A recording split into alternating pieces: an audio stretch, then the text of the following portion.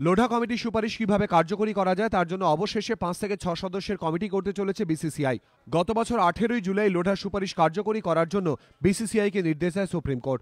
সেই নিয়ে সিদ্ধান্তে পৌঁছতেই প্রায় 1 বছর কাটিয়ে দিল বোর্ড। সোমবার বিসিসিআইয়ের বিশেষ সাধারণ সভায় সিদ্ধান্ত হয়েছে লোঢা কমিটির সুপারিশ কিভাবে কার্যকরী করা যায় তার জন্য মঙ্গলবারই 5 থেকে 6 জন সদস্য নিয়ে গড়া হবে কমিটি, যারা আগামী 15 দিনের মধ্যে বোর্ডের প্রশাসনিক কমিটির কাছে জমা দেবে রিপোর্ট। লোঢা কমিটির যে বিষয়গুলি নিয়ে মতান্তর বোর্ড সদস্যদের মধ্যে তা হলো: এক রাজ্য এক ভোট, 70 ঊর্ধ্বে কোনো ব্যক্তি বিসিসিআই বা তার অনুমোদিত সংস্থার কোনো পদে থাকতে পারবেন না, 3 বছর অন্তর কুলিং অফ পিরিয়ড, 5 সদস্যের নির্বাচক কমিটি। সেই বিষয়গুলি নিয়েই পর্যালোচনা করে বোর্ডের প্রশাসনিক কমিটির কাছে রিপোর্ট জমা দেবে 5 থেকে 6 সদস্যের কমিটি।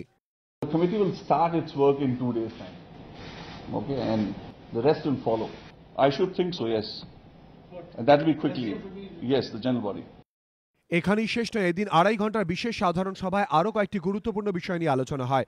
কোচ বাছাইয়ের ক্ষেত্রে নিয়ম পরিবর্তন হচ্ছে না, কোচ বাছাইয়ের দায়িত্ব বোর্ডের অ্যাডভাইজারি কমিটির। পাকিস্তানের মাটিতে বিশ্ব একাদশের খেলার দিকে নজর রাখছে বোর্ড।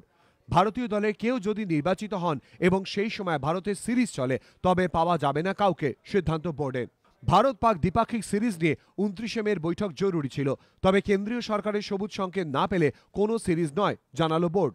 এদিকে বৈঠকে শ্রীনিবাসনের উপস্থিতি নিয়ে জোর আলোচনা ক্রিকেট মহলে। কিভাবে বৈঠকে বিতর্কিত শ্রেণী? কার্যকরী সচিব অমিতাভ চৌধুরীর মতে এটা যে রাজ্য সংস্থা পাঠিয়েছে তাদের সিদ্ধান্ত। এবিপি আনন্দ।